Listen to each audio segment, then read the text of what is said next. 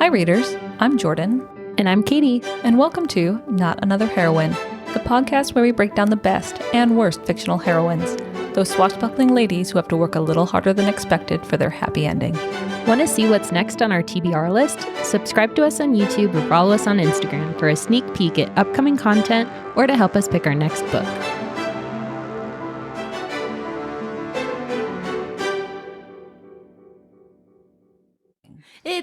It's the pick of the week.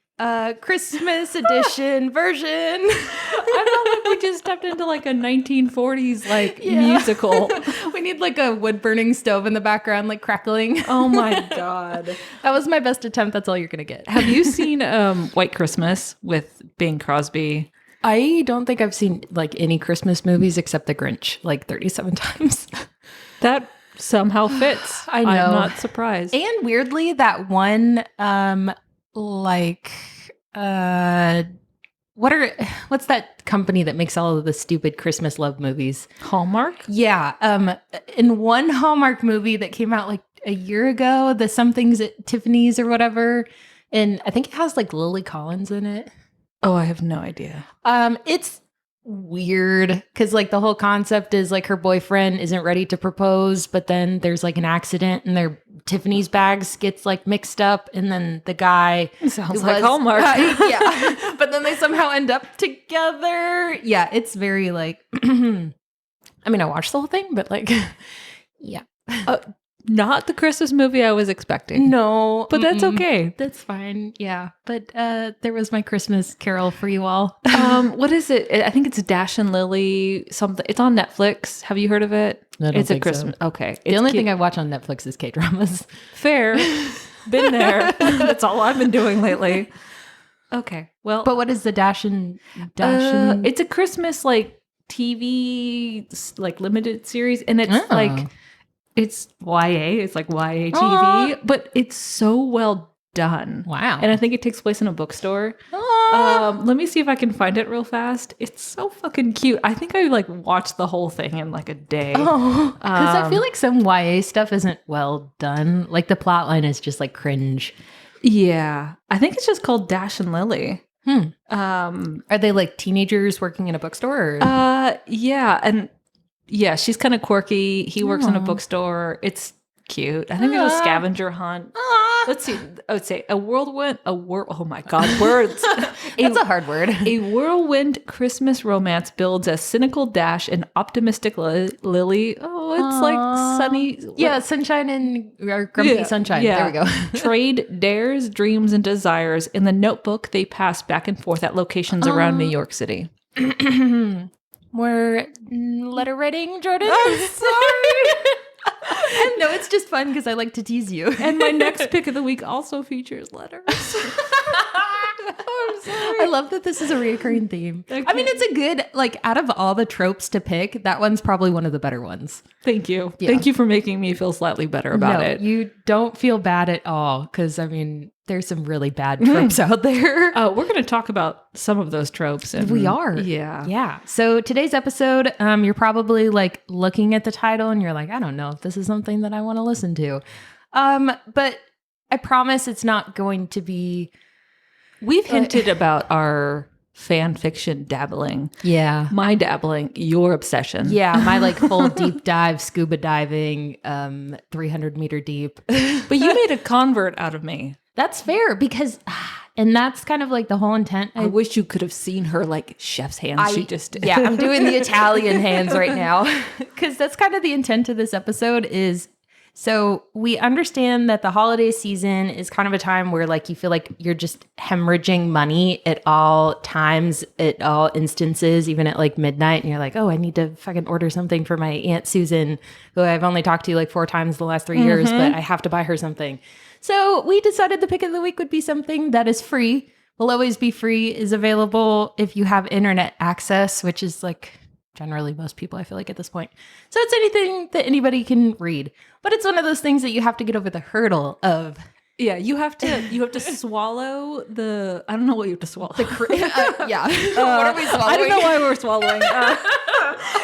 You have to swallow your hesitation about reading fan fiction if you were like me and were a little bit hesitant. It's just so worth it. Yeah. I feel like if even Jordan was like, let me just give this a shot and then finished it in like what, go. a day? One go. Like opened it, started it, finished it like 2.5 hours. Yep. That should tell you. So this one, we have the link in the like podcast notes. It's called The Politician's Wife by Pirate Fancier. There's an 8 in there, and I think it's...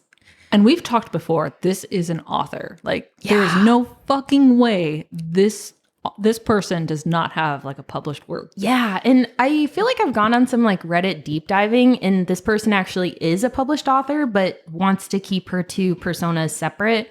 Like Ali Hazelwood, she's obviously like not come clean, but like been very upfront about her fan fiction writing past. But there's some people that are like, nope, this is just for funsies. I don't want my two personas colliding, intersecting at any point, which like fair. I mean, I feel like it's, people who take pride in baking and ends up using like a Betty Crocker mix as like as a starter. Like, I love that this is the most like obscure like baking specific. That just shows who you are, and I love it. Oh my god! All right, continue. But The Politician's Wife is basically kind of a post Harry Potter. Like what happens in the future, I guess. They're in their 30s or 40s, right? Yeah, so they're like very middle-aged, which I thought was kind of fun because I feel like you don't get a lot of like good books that feature older characters. Yeah, most characters, like especially in the genre we read, is like 18 to late 20s. Yeah, and I feel like as you get older, it kind of becomes like less and less relatable. Yeah. Can attest. Yes. Yeah. Yeah. So this was like and I'm obviously younger, but it was still nice to have something like that had more adult themes, and like the maturity of the characters was relatable. Yeah. Like it seemed fitting for like, even though it's have we talked about what fan fiction it is? I don't think so. By the way. So this is a Harry Potter fan fiction featuring like the main couple is Hermione Granger and Draco Malfoy. And when I've talked to my partner about this, he's like, what the fuck? It is a little and that's fair. But it's more for people who like that, like enemies to lovers, like situation creation where it's like, how the fuck can this person have like a full redemption arc and then get to the point that they are like redeemable by someone that's like very good and pure and like, I don't know, I love it. So did I. The romantic tension between these two characters. Oh, I got little shivers going just thinking about it. Like it's so good. Like you can feel the chemistry. Mm-hmm. And the banter is just the dialogue, the way it's written, it just incredible. Flows so well. Yeah. So the concept is that they're both married and they're both in kind of like not happy relationships. Hermione works 80-hour work weeks, which I feel like is very relatable as you get like older and you're like, I don't have time for anything. I don't get my hair done. I don't get my nails done. And it's just kind of like how her relationship or marriage falls apart with like Ron Weasley, which is what happened at the end of book 7, 8 in the Harry Potter series. Oh, I didn't know that. I haven't read all of the Harry Potter books. What? I stopped at book 5. Oh, halfway through book 5 because Harry turned into a little bitch and I just couldn't take it anymore. I could see that. That's fair. Yeah, but at the end of the like last book, there's a 20-year epilogue where Jesus, Hermione Granger and Ron Weasley are married. Harry and Ginny are married. They have kids and they're sending their kids off to Hogwarts is like kind of the premise or whatever. Mm-hmm.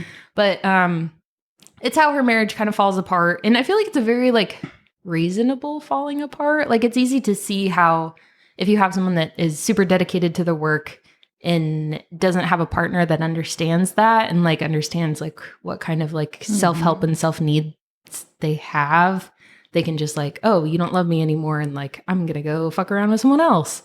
So I don't know, it's this mature themes. Yeah, I would say this is almost like a trigger warning because some people like this is a sensitive topic for some readers. It's not a comfortable thing, but it is a very realistic thing. Like this happens in the real world all the time. And maybe it's taking a step outside of the fantasy world to like treat this kind of relationship development and then like see what happens after. Yeah. But yeah, because I feel like sometimes in fantasy you get too wrapped up in the world that's happening around it for you to really focus on how people would interact in those circumstances. And so it's kind of nice that it's like, it almost reads like a contemporary romance set in a fantasy. Yeah.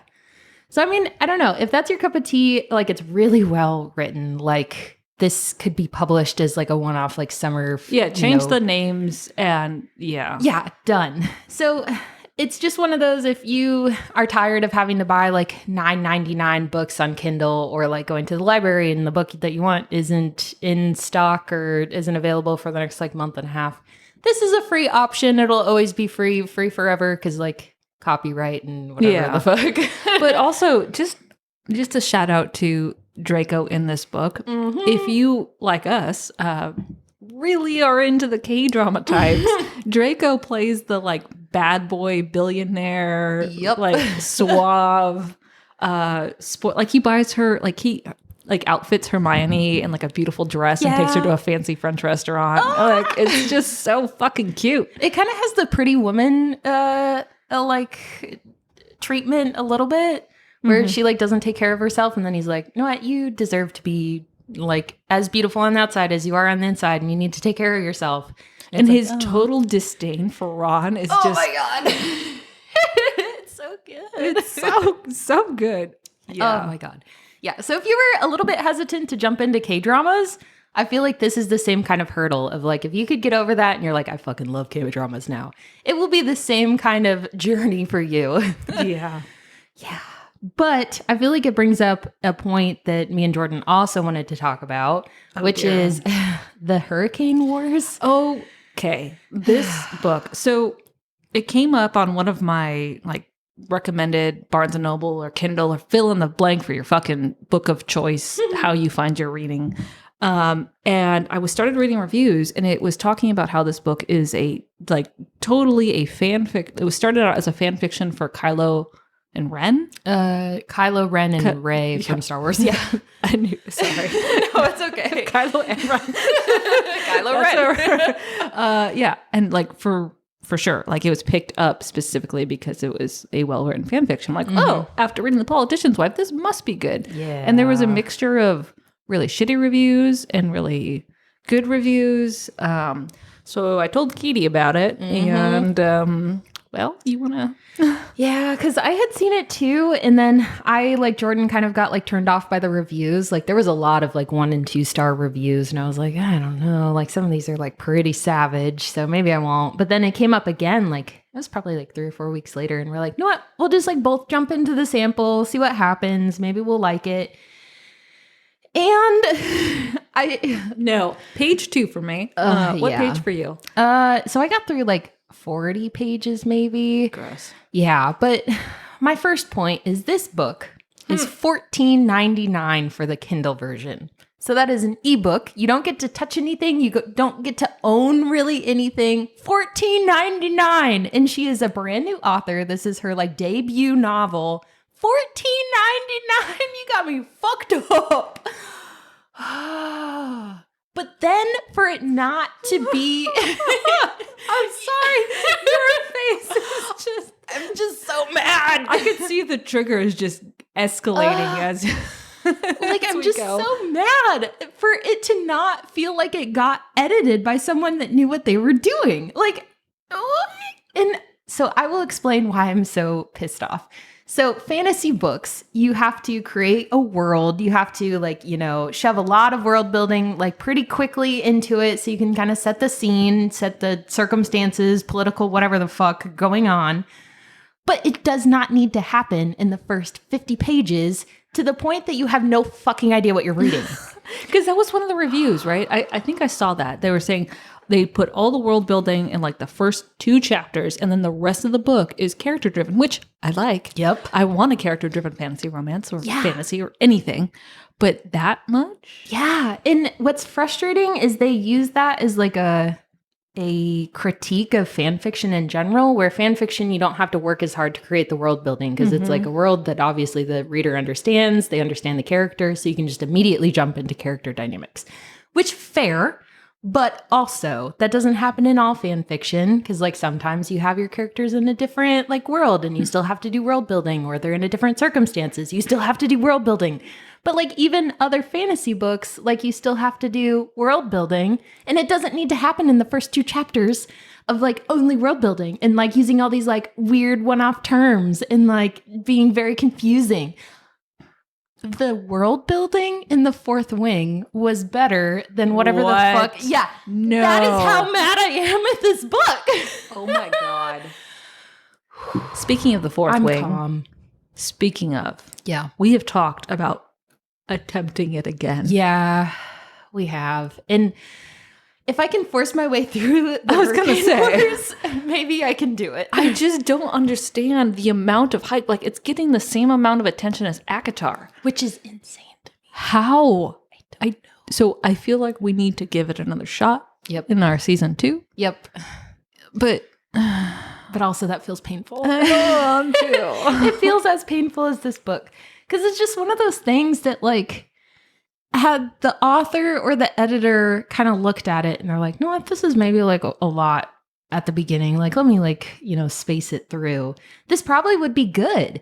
And it's frustrating too, because like she was so intent on separating it from its, like Star Wars origins that she like tried to shove it into a fantasy setting and it didn't work. Like they're still trying to drive like spaceships, but they're like boats that are powered with magic. Oh God. It was confusing to read. I'm like, I don't even know like what this Do is. they have light swords too? I don't, they can use some kind of magic to create weapons, I guess. Jesus. Which like, again, but it's annoying because like you could still have this be a space opera. Like Star Wars doesn't own all space operas or sci-fi. No, like I love space operas. It's one of my favorite genres, but come on. Yeah, because like Blade Dancer, that is a setting with like a bunch of different planets and different. Don't hurt me. I know you haven't read it yet. but you know what I mean. So it's just frustrating that like, I don't know. Because the reviews, yes, it's fair that this was fan fiction that got published and like you can use that as a critique, but like use it as a critique like not unfairly. Mm-hmm. You know what I mean? Because I mean, The Politician's Wife is a great example. That's fan fiction, but like they still had to do a lot of world building to like establish like this is the relationship, this is the circumstances that they're currently facing, like these are the issues, this is what's happening. So it's just all this to say is we would rather have read a published contemporary version of The Politician's Wife. Like, do that. Like, just as it, like you said, a critique of a published book being like, oh, this is like fan fiction, or this was just fan fiction. That is not how you critique a book. That's actually, like, if it's fan fiction, it's popular, it's good. Like, oh, they're building on an already good idea. Mm-hmm. The highest form of flattery there. Like, and like, as Ali Hazelwood's books are like really well written, the dynamics are cool. She had to do world building for those. So like, that was also fan fiction at the beginning. So like, I don't know. I just got so heated that they just immediately threw it in the dirt. And it's like, the Hurricane Wars just wasn't good. Like it needed some really rigorous editing. So all that to say, I'm sweaty now and frustrated. Say, you're gleaming a little bit. It's just so angering. But there's good fan fiction out there. Just like there's good fantasy books. There's good contemporary romances. So it's like you just have to find the good books. They're out there. Yeah. You just have to like dig further now. Yeah. Though I do feel bad because like I sent Jordan some things about this whole like Goodreads 1-star review, like craziness. That's why you can't trust reviews. No. And it's crazy too because so for readers that maybe haven't heard about this, there was like a controversy. They called it like Reviewgate or something. Like, of course, why not? We're all nerds. There was this person that was making a bunch of fake accounts on Goodreads to like review bomb people that were debuting in the same year that she was. Yeah, like I think next year. And so she created all these fake accounts, bombed their reviews, and then left a bunch of good star, like 5-star reviews on her book. And I felt bad because the Hurricane Wars was one of them that was getting review bombed. So I was like, maybe some of these reviews or like some of these ratings are fake. So let me give it a shot. But like, what I don't understand about people who do dumb shit like that is that like, look at the age that we're living in. Do you think you're not going to get caught? Yeah. Like everything leaves a digital footprint. Yep. Really? Yeah. And it's crazy too, because like there were screenshots of her like continuing to be like, oh, this was like someone that I knew. And she did this, and like, look at these chats between us. But the chats were from like the day that she was being accused. So it's like dumb. Do you not know what Photoshop is? Like, so it's just one of those, like, if you're gonna do it, like, at least do it well. And I guess our point with this is we're willing to give books like The Hurricane Wars more of a shot, even if they have lower reviews, because again, you can't trust people anymore. Yeah. Because what was the book? There was a book we read recently that we both loved, but it had like not good ratings. Oh goodness. Do you know how many books we've gone through in the last year? I honestly, because I was surprised. This is like the 29th or 30th book that we've done for Picks of the Week. Oh, did you? Oh like my that's, God. That's fucking impressive. That's a lot of books. No wonder I can't remember. Oh like, my God, yeah. But it has happened before. And the book that you got from Half Price Books. Which will probably be another pick of the week further on. This is called Waking Land. Won't talk about it too much right now, but it has like 3.5 stars on Goodreads. Yeah. But like, I'm sorry. So I love, okay, just, this is going to be a ranting pick of the week, but I picked this up because I really like when I see like a hard copy book and the title is bigger than the author's name, which tells me like, oh, they actually had to probably work a little bit harder to get this one published. Means it probably has a good story. Yep. But there's a quote on the cover, which from like another well-known author, and it's Tamora Pierce, like the goddess of YA fantasy. She's the like godmother. Yeah, and she says, a heartbreaking, enchanting, edge of the seat read. And I'm like, Tamora Pierce says this, and you flip it over, and some of the other like Publishers Weekly and author quotes on this hard copy book. Charlene Harris, who wrote the Dead After Dark. That's the True Blood series. Yeah. That author, and Terry Brooks, who Sword of Shannara made into a fucking TV show. Yeah. All of these authors on this book. And we go to Goodreads and it's 3.5 stars. Yeah, that's crazy. What the fuck? Because those are like the OG giants of the like fantasy romance before it was fantasy romance. And on Goodreads, the first review is Patricia Briggs. Yeah. Excuse me? Patricia Briggs. Yeah. But yet it has like a 3.2 or 3.5 star. So it's like, I got some questions. Oh, and by the way, this book retailed like original price for $16. God damn. So Hurricane Wars was $14 for digital. Yeah. For Excuse the fuck out of me. Yeah. Tamora Pierce did not review and write about. Yeah. It should be like your threshold to charge anything more than like $12. It's like, did Tamora Pierce read this and enjoy it? Yes.